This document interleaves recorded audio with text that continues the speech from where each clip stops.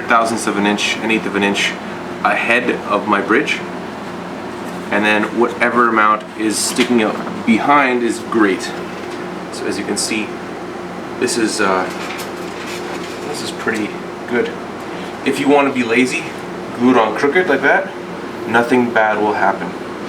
But at some point your guitar might, you know, move a little bit and it might be asymmetrical. These are the little details that one can get worked up about or not. But for now, I would say let's have it so it's set up like so. What I'm going to do is draw on this side where it intersects with the brace. Draw on this side here where it intersects with the brace. And then the tricky thing is this little webbing strip here. So grab a true edge. This time the true edge will be this piece of ebony. So I'll connect that. And then I'll connect these dots.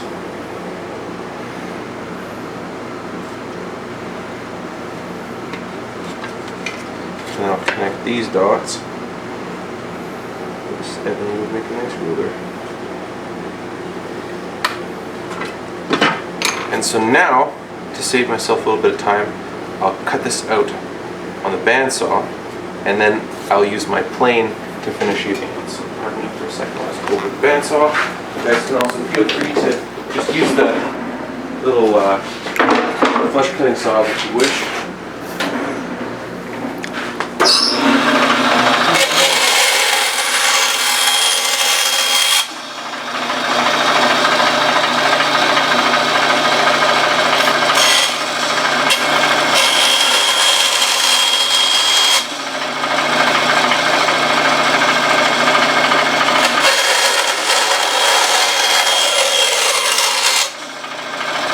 So that I've cut it oversized, I can still see all my pencil lines. And if you want, you can use a finger plane, or you can use one of the block planes or smoothing planes that are by the benches. And then what I'm going to do is I'm going to go and plane down the grain. So I'll have to go this direction over here, because if I go upwards, I'll be tearing at the grain and it won't cut smooth. I'll go down in this direction, and then from this one, I'll go over here. So it's actually set up to take a fair bit off here.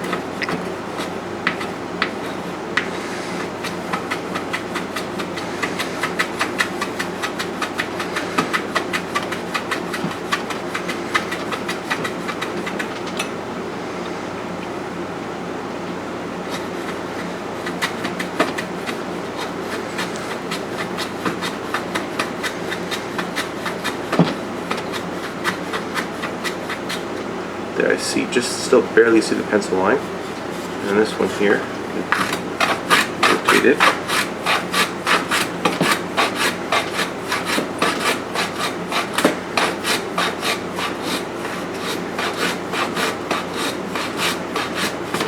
Whew, I'm okay.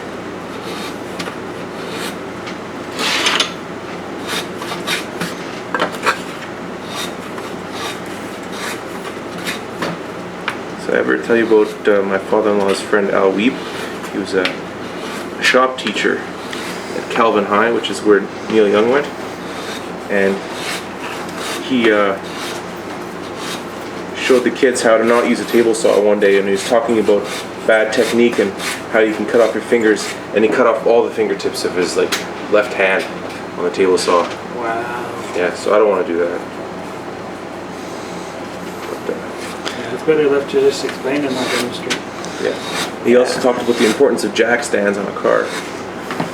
Why just a jack isn't enough. And so he had a Dodge Aries, a K car, that his legs were under, and he started shaking the car, and the car ended up falling on him. And the students had to get the other jacks out and jack the car up off of him. You'd think he would stop doing shit like that. He's a good guy though. I love that.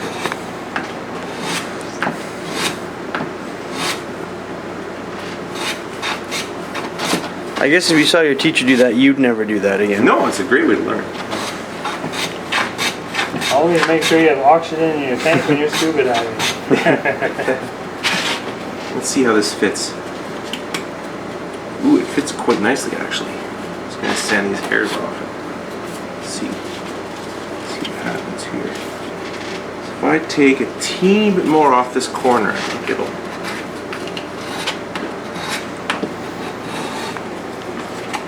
quite nicely.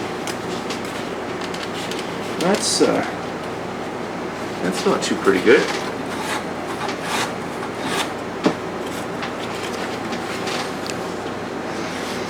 Yeah, so now the bridge plate fits nicely, it's square. Then what I like to do is I like to bevel a little bit of a 45-degree angle in this. So make sure that you take note of which side is up. Like that, right now this side is up to me. You know, later on of course it won't. But what I'll do now, shave a little bit of a bevel into there.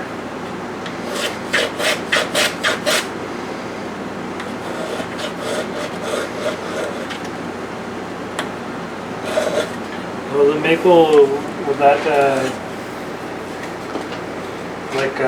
expand and shrink at a different rate than the spruce, or similar enough? You know, Martin uses rosewood right now, but if they're building any of the custom shop reissue type guitars, they use maple, because in the 30s and 40s they used maple. And I think maple will expand and contract with the spruce more than rosewood would. So this bridge plate is smaller than a modern Martin bridge plate and bigger than a vintage one.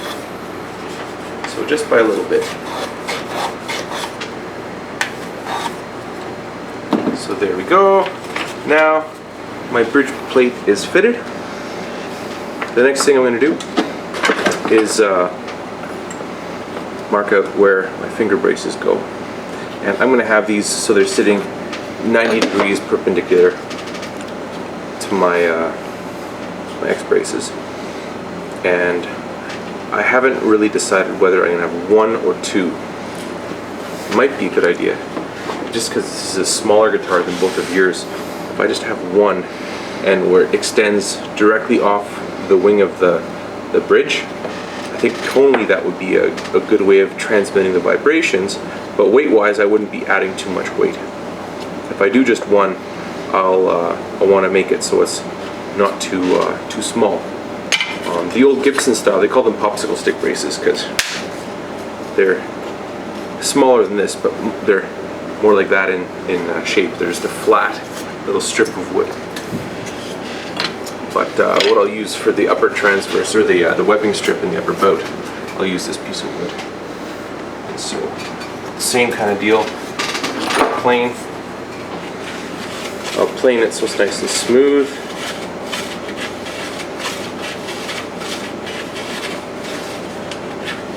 Without taking my fingertips off. First time I ran a course, the weekend before, I was cutting the laminating blocks. I had to make, 160 of them or whatever it was. And somehow one of the blocks of wood got caught on my table saw and put a huge big sliver in my finger. And the guys came in, and a week later they said, yeah, we weren't quite sure when he came in. There's this dude who's supposed to be instructing us. He had his thumb bandaged up. So I think this is a good spot. I'm not going to make it too large. I'll cut this one on the bandsaw, trying to follow the curve. 12, something like that. And then I'll give it a bevel just like the bridge plate. And yeah, with these ones will not get tied into the outer portion of the guitar, the rim.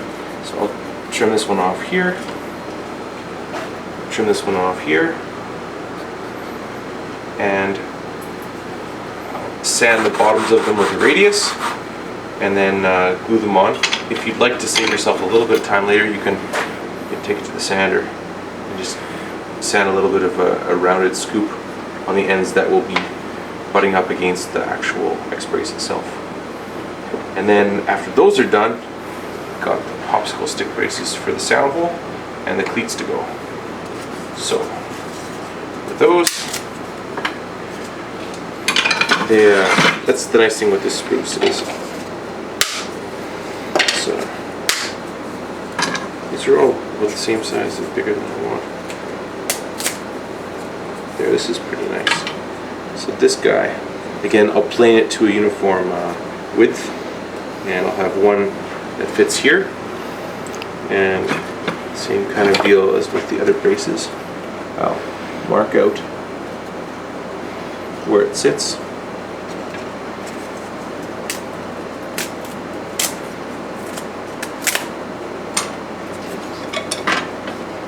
And this one will go about here. Mark out where it sits. And then we'll want to have another little one right below the sound hole, right about there. These help this part of the body not distort because there's a lot of pressure in this area. This is going to dissipate a lot of it to the actual rim, but these will help so it doesn't distort as much. And then after these guys are cut, we'll put a cleat here, maybe one here, maybe one or two here. And these are band-aids, because if the guitar is going to contract and dry out in the wintertime, the most likely spot is in the middle, because that's the weakest spot, right off on either side of the center seam. The center seam probably will not expand or open up, but this just on either side of it will. So I'll make a cleat, and I'll tell you guys about that in a bit. So Is that similar to the one on the back? On the back where it's They're like these, right? on the center? yeah, that's base.